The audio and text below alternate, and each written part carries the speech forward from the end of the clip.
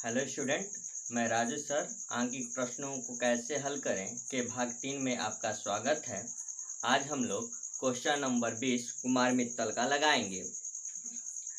तो question number 20 का question मैं पढ़ता हूँ, आप ध्यान से सुनिएगा। दिया गया है कि नामांकित चित्र में समान रूप से आवेशित 3 कण ए, बी व सी दिखाए गए हैं। कण ए द्वारा कण बी पर आरोपित वैद्युत बल 2.0 × 10⁻⁻6 न्यूटन है। प्रत्येक चित्र में ज्ञात कीजिए। और इसमें पहला दिया गया है कि कण सी द्वारा कण बी पर आरोपित वैद्युत बल तथा कण बी पर नेट बल ज्ञात कीजिए। यानी कि इसमें हमें 2 क्वेश्चन दिए गए हैं, दोनों क्वेश्चनों को हल करना है और जिससे हमें नेट बल प्राप्त हो। तो देखिए, सबसे पहले क्वेश्चन नंबर 20 का मैं फिगर ड्रॉ करता हूं।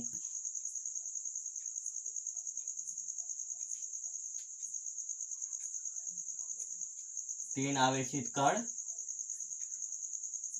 ए, बी, सी। कण ए और बी के बीच की दूरी दी गई है 0.015 मीटर है। इसी प्रकार से बी और सी के बीच की दूरी दी गई है 0.010 मीटर। और ये तीनों आवेश का परिमाण समान है। क्वेश्चन में आपको लिखा गया है ऐसा।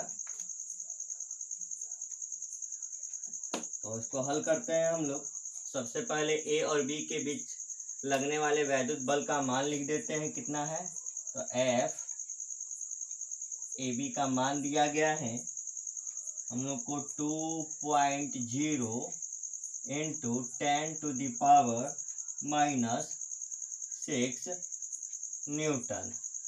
और पूछ रहा है कि बिंदु बी और सी के बीच लगने वाले वैद्युत बल की गणना करना है हमें। तो सबसे पहले इन दोनों के बीच आवेश का मान हमें ज्ञात कर लिया है, यानी कि ए और बी पर कितना कूलाम का आवेश है यह हमें ज्ञात करना होगा। तो फार्मूला लगाते हैं। F A B equal to 1/4πε0 into, देखिए Q1 Q2 होता है, लेकिन Q1 बराबर भी अगर हम मान लें यहाँ पर Q1 बराबर Q2 बराबर Q3 बराबर Q, तो Q1 और Q2 में गुणा करेंगे जिसका परिमाण Q ही होगा, तो यह क्या हो जाएगा, Q का स्क्वायर हो जाएगा अपान R स्क्वायर। तो एफ ए बी का मान दिया गया है 2.0 × 10⁻⁻6 इक्वल टू, इसका मान दिया गया 9.0 × 10⁻9। ये आप जानते हैं। क्यू स्क्वायर का मान हमें निकालना है और आर का मान यानी कि ए बी के बीच की दूरी, इसको हम लोग लिख सकते हैं इस तरीके से 15 × 10⁻³ का होल स्क्वायर। ठीक है, अगर स्क्वायर है तो इसका अगर गुणा करते हैं हम 15 में 15 का तो 225 हो जाएगा। तो क्यू स्क्वायर का मान यहाँ से निकाल लें हम लोग। तो क्यू स्क्वायर इक्वल टू 2.0 × 10⁻⁻6, इसके इसमें मल्टीप्लाई होगा 225 गुणे 10⁻⁻6 डिवाइडेड बाई 9.0 × 10⁻9। ठीक है, इसको हम मल्टीप्लाई इसका करते हैं।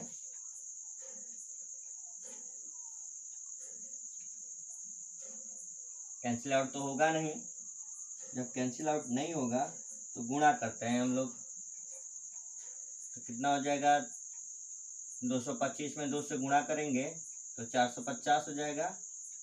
450 गुणे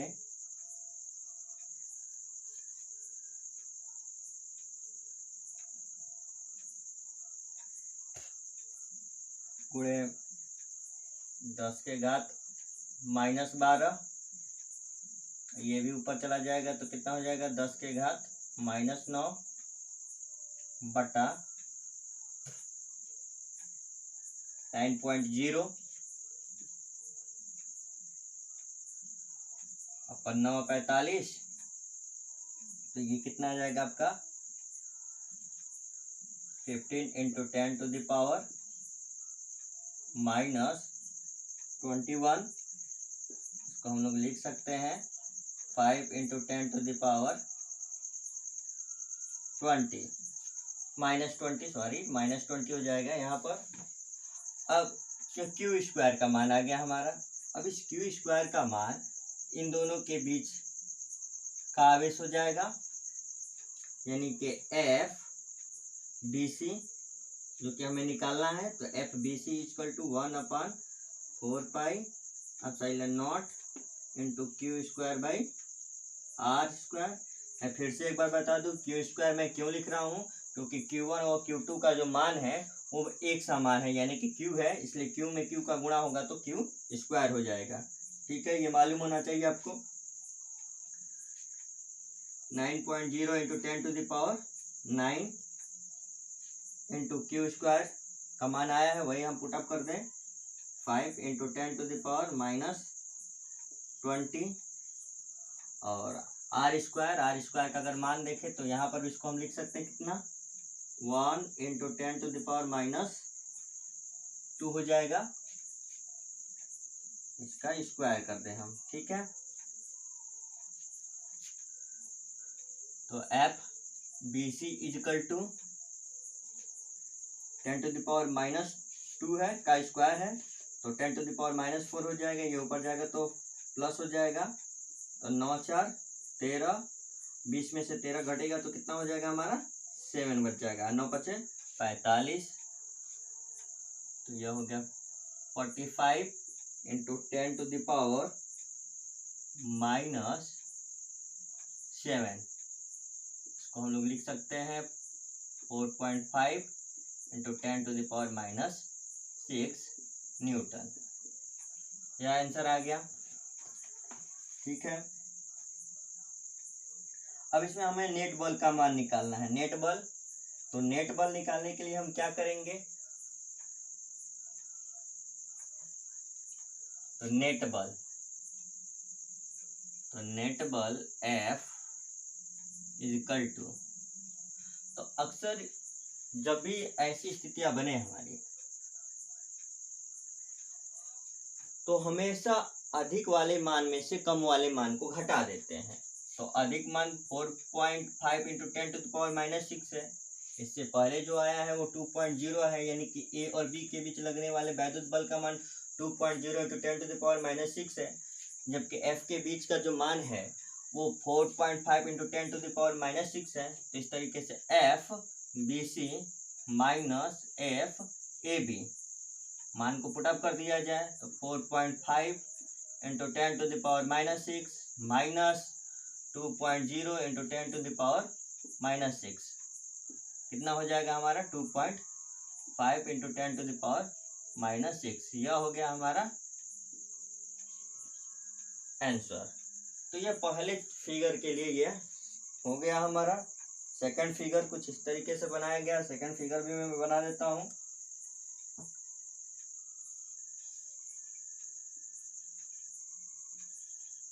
यह ए बी या सी हो गया। ठीक है, अब ए और बी के बीच 0.015 मीटर है, जबकि बी और सी के बीच 0.010 मीटर। लेकिन अगर इस फिगर और इस फिगर को देखें तो अंतर हमें नजर आएगा। ये सेकंड नंबर हो गया है।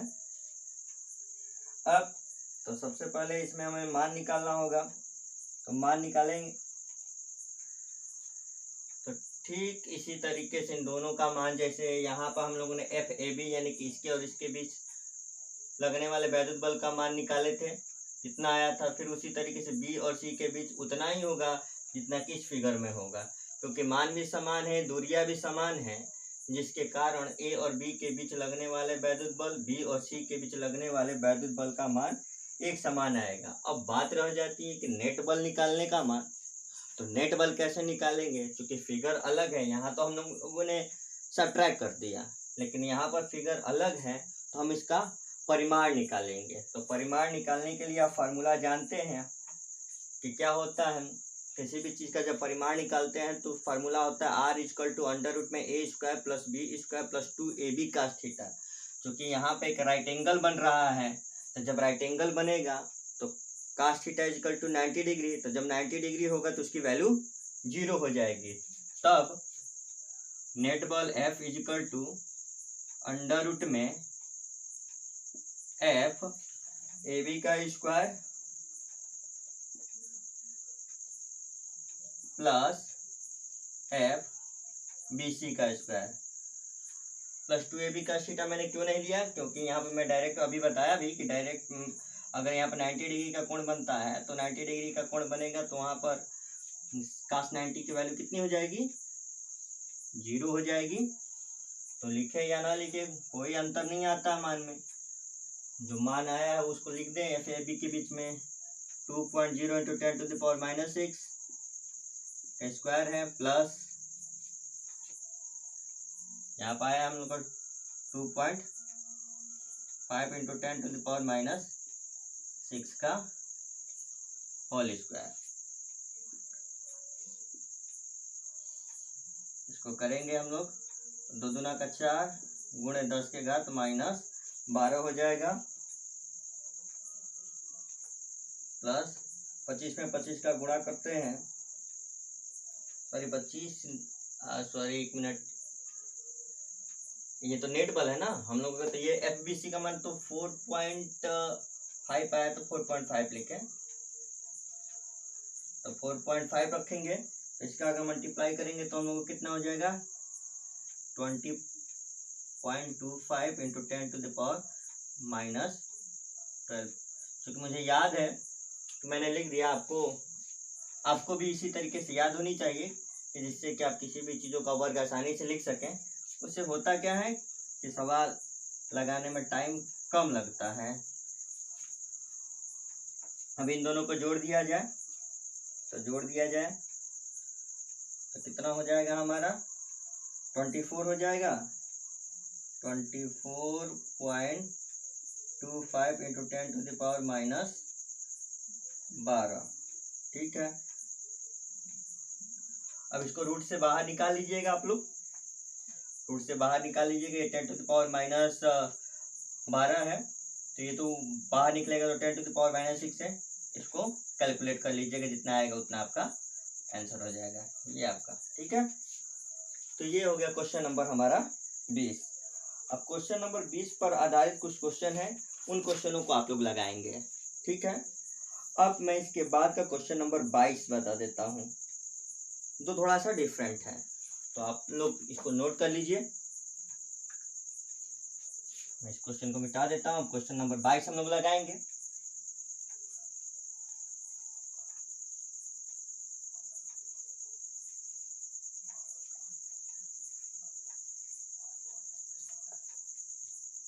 थोड़े से लंबे लंबे क्वेश्चन है। क्वेश्चन नंबर 22 मैंने 20 बताया, 21 आप करेंगे, स्वयं करेंगे।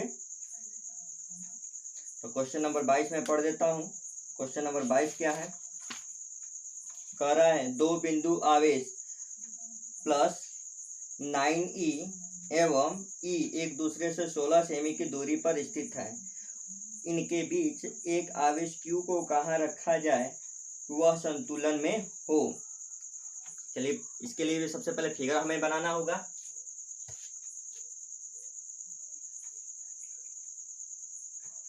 देखिए यहाँ पर दिया गया है 9e, यहाँ पर e और इनके बीच की दूरी है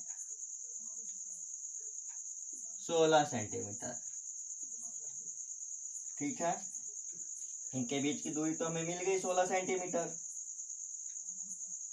अब कह रहा है कि Q कूलम आवेश को कहाँ रखा जाए कि परिणामी मान शून्य हो, यानी कि परिणामी मान शून्य हो कहने का मतलब कि यह संतुलन की स्थिति में हो।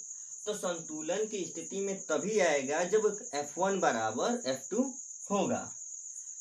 तो F1 बराबर F2 होगा। तो और एक चीज और भी देख लीजिए, तो अगर सेंटर में हम नहीं रख सकते हैं, सेंटर में हम इसलिए नहीं रख सकते हैं क्योंकि इन दोनों बिंदु आवेशों का परिमाण अलग अलग है। इसका 9e है केवल और इसका e है, इसलिए यह सेंटर में प्लस q आवेश को हम नहीं रख सकते हैं। अब जब नहीं रख सकते हैं तो अब हमें मानना होगा। तो मान लेते हैं कि यहाँ पर मैं सेंटर में नहीं रख रहा हूं, तो यहाँ से यानी कि 9e से x मीटर की दूरी पर यह q कूलाम आवेश है। तो इन दोनों के बीच कितना कूलाम आवेश सॉरी इन दोनों के बीच में की दूरी कितनी हो जाएगी, 16 माइनस x सेंटीमीटर हो जाएगा। ठीक है, अब हमें दोनों के बीच की दूरी मिल गई है। तो अब हमें निकालना होगा F1 बराबर F2। F1 बराबर F2, जब F1 बराबर F2 होगा तब जाकर यह संतुलन की स्थिति में होंगे, क्योंकि यही सवाल में भी कहा जा रहा है कि इनके बीच Q आवेश को कहाँ रखा जाए कि वह संतुलन की स्थिति में हो। तो यानी कि हमें x का मान ज्ञात करना होगा। चलिए फॉर्मूले को लिखते हैं हम लोग। 1/4 पाई एप्सिलॉन नॉट, Q1 के जगह पर 9e है तो 9e रखेंगे इंटू Q, और x का स्क्वायर कर देंगे बराबर यहाँ पर भी 1/4 pi epsilon not into Q into E 16 minus x का स्क्वायर। तो 1/4 पाई एप्सिलॉन नॉट से 1/4 pi epsilon not cancel out हो जाएगा, और इसको भी हम कैंसिल आउट कर दें तो यहाँ पर कितना बच जाएगा हमारा 9/x square equal to 1/16 minus x का होल स्क्वायर। ठीक है, इसको हम लोग लिख सकते हैं, अगर दोनों पक्षों का अगर हम वर्गमूल कर लें, ठीक है, अगर दोनों पक्षों का वर्गमूल करेंगे तो क्या हो जाएगा 3/x हो जाएगा,